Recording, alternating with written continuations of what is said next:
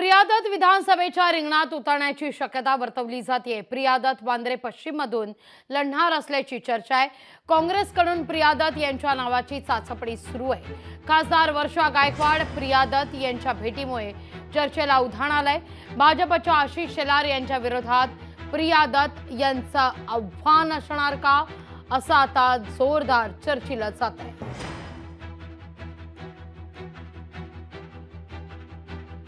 प्रिया दत्त आणि त्यांचे वडील सुनील दत्त हा एक काँग्रेसचा वारसा आहे।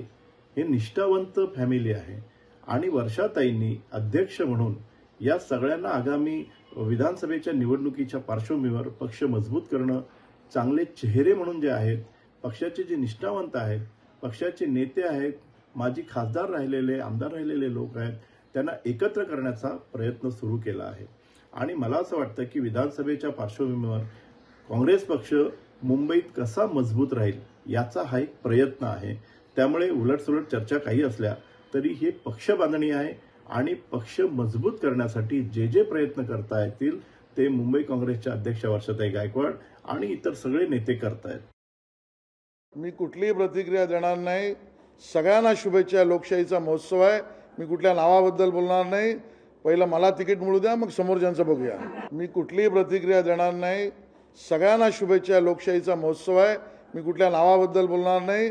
पहिलं मला तिकीट मिळू द्या, मग समोरच्यांचं बघूया।